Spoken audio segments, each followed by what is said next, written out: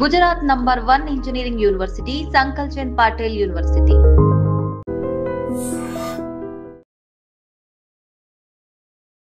విశాఖ జిల్లాలో దారుణమైన ఘటన. రామా టాకీస్లో ఉన్న సీ ట్రీ హోటల్లో రూమ్ నెంబర్ 313లో ఒక మృతదేహం తీవ్ర కలకలం రేపింది. అయితే ఆ మృతదేహం బీటెక్ చేస్తున్నటువంటి ఒక యువకుడిది, కౌశిక్ తమ్మినేని.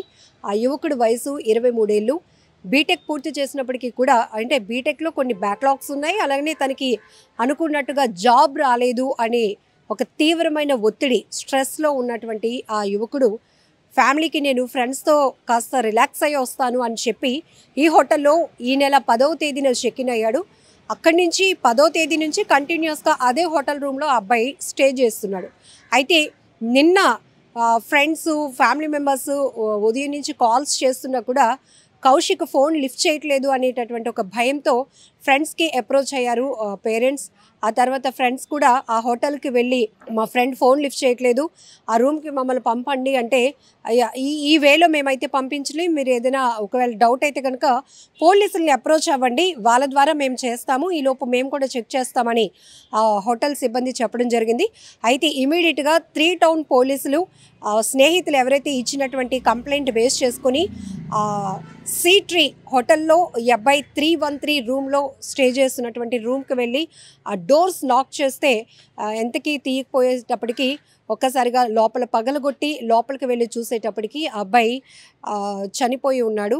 అయితే పాయిజన్ తీసుకున్నాడు అని పోలీసులు ప్రాథమికంగా అయితే ఒక నిర్ధారణకు వచ్చారు.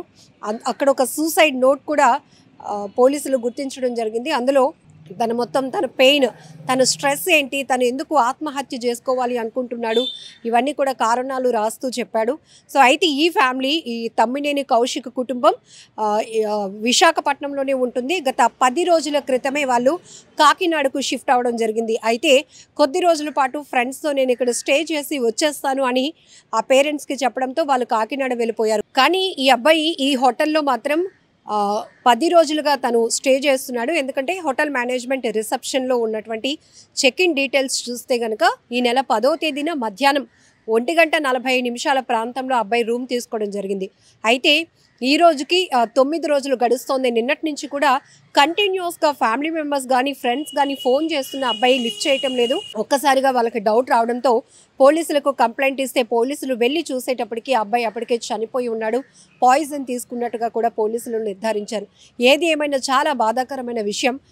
ఇప్పటికే తనకి జాబ్ రాకపోతే ఇంకొకటి ఏదైనా ట్రై చేయాలి. ప్రతి ఒక్కరికి జాబ్ రాలేదనే ఒక కారణంతో అర్ధాంతరంగా బలవన్మరణానికి పాల్పడాలి అనుకుంటే ఇంక ప్రపంచంలో ఎవరు మిగలరేమో. ఈ మధ్య కాలంలో ఇంత చదువులు చదువుకొని కూడా ఎందుకు అసలు సొసైటీలో ఉన్నటువంటి పరిస్థితుల్ని అంచనా వేయలేకపోతున్నారు? ఒకటి ఫెయిల్ అయితే ఇంకొకటి సక్సెస్ వైపు వెళ్ళటానికి ఎందుకు ఇంకొక స్టెప్ తీసుకోలేకపోతున్నారు? ఎందుకు వాళ్ళని వాళ్ళు స్ట్రాంగ్గా చేసుకోలేకపోతున్నారు అనేది కూడా ఇక్కడ మనం మాట్లాడుకోవాల్సినటువంటి విషయం. ఒక్కసారి ఇలా బలవన్మరణానికి పాల్పడే ముందు నేను లేకపోతే నా పేరెంట్స్ ఏమైపోతారు, నా తమ్ముడు ఏమైపోతాడు అని అబ్బాయి ఆలోచన చేసుంటే కూడా చాలా బాగుండు. కానీ చుట్టూ ఫ్రెండ్స్ కూడా ఉన్నారు, వాళ్ళు కూడా ధైర్యం చెప్తారు, ఇది కాకపోతే ఇంకొకటి ట్రై చేయరా, అక్కడ సక్సెస్ అవుతామేమో, మంచి జాబ్ వస్తుందేమో అని. బట్ ఎందుకు ఒక్కసారిగా డిప్రెషన్లోనికి వెళ్ళిపోతున్నారు? ప్రేమ ఫెయిల్ అవ్వడం, లవ్ ఫెయిల్యూర్ కావచ్చు, ఇలా జాబ్స్ లేదని, లేకపోతే ర్యాంక్స్ అనుకున్నట్టుగా పాస్ కాలేదని, ర్యాంక్స్ సాధించలేకపోయామని, ఇవే ప్రధానమైన కారణాలుగా, లేకపోతే బలవంతపు పెళ్లి చేస్తున్నారని, అది కొంచెం తక్కువ అనుకోండి. కానీ ఎక్కువగా ఈ లవ్ ఫెయిల్యూర్, అలాగే జాబ్స్ రాలేదు, ఉద్యోగాలు రావటం లేదనేటటువంటి ఒక ఆలోచన, అది విపరీతమైన స్ట్రెస్గా, ఒత్తిడిగా తీసుకుంటున్నారు, ఒక అవమానంగా తీసుకుంటున్నారు. సో దీనివల్ల బలవన్మరణాలకు పాల్పడాలి అనే ఒక ఆలోచనతో వెళ్తున్నటువంటి యువతకు చెప్పేది ఒకటే, మీరు లేకపోతే మీ కుటుంబానికి ఆ లోటు ఎవరు తీర్చలేరు. ఒక చోట మనం ఫెయిల్ అయినా మరొక చోట సక్సెస్ అవుతామేమో, కాస్త ఓపిక ఉండాల్సినటువంటి పరిస్థితులు ఉన్నాయి.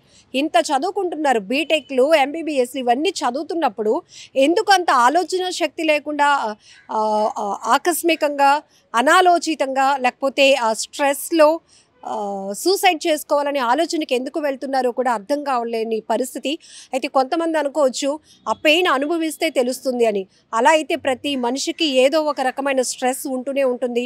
కుటుంబ బాధ్యతలు కావచ్చు, ఉద్యోగం కోసమో, లేకపోతే చదువుకోవడం కోసం ఆర్థిక స్తోమత లేనటువంటి పరిస్థితి, ఇలా రకరకాల కారణాలతో ప్రతి ఒక్కరూ ఎంతో స్ట్రెస్తో ఉంటున్న పరిస్థితి. కానీ అందరూ అలా అనుకొని చనిపోవాలి అనుకోవటం లేదే, ఏదో రకంగా లైఫ్ లీడ్ చేయాలి, మన ఫ్యామిలీకి మనం సపోర్ట్గా ఉండాలి, మనమేంటో మనం ప్రూవ్ చేసుకోవాలి అనే నిరంతరం ఒక తపనతోనే వాళ్ళు ఫైట్ చేస్తూ ఉన్నారు. మరి వాళ్ళని ఎందుకు వీళ్ళు ఇన్స్పిరేషన్గా తీసుకోవటం లేదు అర్థం కావటం లేదు. కానీ ఒకటే, ఇలాంటి ఆత్మహత్యలకు వెళ్ళాలి అనే ఆలోచన ఇప్పటికే ఎవరికైనా ఉంటే గనుక మార్చుకోవాల్సిన పరిస్థితి. మీ పైన ఆధారపడినటువంటి కుటుంబం ఇప్పటి వరకు మిమ్మల్ని కంటికి రెప్పలా చూసుకొని మీరు ఏం చదవాలి, ఏం చేయాలనుకుంటున్నారో దానికి తగ్గట్టుగా వాళ్ళ లైఫ్ని కూడా సాక్రిఫైస్ చేసి ఎఫర్ట్ చేసినటువంటి పేరెంట్స్ పరిస్థితి ఒక్కసారి ఆలోచించండి. మీరే లేకపోతే మీ తల్లిదండ్రులు బ్రతకగలుగుతారా? ఆ పెయిన్ ఎవ్వరూ తీర్చలేరు. ఎవరు ఎన్ని ఓదార్పు మాటలు చెప్పినా వాళ్ళు మాత్రం ఓదార్చడం, వాళ్ళ కన్నీళ్లు తొడవటం మాత్రం చాలా కష్టమైన పరిస్థితి. ఇలాంటి బలవన్మరణాలకు పాల్పడకుండా ఉండాలని మేము కూడా కోరుకుంటున్నాం. ఖచ్చితంగా యువతలో ఒక మార్పు రావాలి. ప్రతిదీ పట్టుదలతో సాధించి ఎన్నో సక్సెస్ స్టోరీలు మనం చూస్తూ ఉంటాం. ప్రతి ఒక్కరూ ఫస్ట్ అటెంప్ట్లోనే విజయం సాధించే వైపు, లేకపోతే లైఫ్ సక్సెస్ఫుల్గా లీడ్ చేసిన వాళ్ళు చాలా తక్కువ మంది.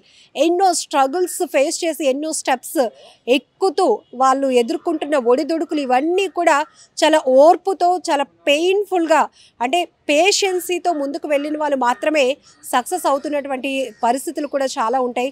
ఇలాంటి పరిస్థితులు మీరు ఉన్నప్పుడు, బాగా ఒత్తిడిగా ఉన్నప్పుడు, నేను ఎవరితో షేర్ చేసుకోలేకపోతున్నాను, పేరెంట్స్కి భారంగా ఉండకూడదు, ఫ్రెండ్స్ అందరికీ జాబ్లు వచ్చేసాయి, నేను ఒక్కనే జాబ్ లేకుండా ఉన్నాను, లేకపోతే నేను ప్రేమించిన అమ్మాయి ఇష్టపడటం లేదు, నన్ను పెద్దవాళ్ళు పెళ్ళి ఒప్పుకోవట్లేదు, ఇదంతా ఒక ఆలోచన రైటే. మీరు అనుకునేది జరగకపోతే ఇక తనువు చాలించాలి, బలవన్మరణాలకు పాల్పడాలి అనే ఆలోచన మాత్రం చాలా అనాలోచితమైనది.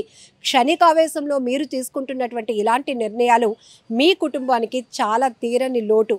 మీకోసం మీ ఫ్రెండ్స్ కూడా అంతే బాధపడుతూ ఉంటారు. మీ తల్లిదండ్రులు ఏడుస్తున్న, ఆ పేరెంట్స్ ఏడుస్తున్నటువంటి రోదన మాత్రం వర్ణనాతీతం అని చెప్పాలి. బిడ్డను కోల్పోయినటువంటి వారిని ఓదార్చడం ఎవరి తరం కావటం లేదు.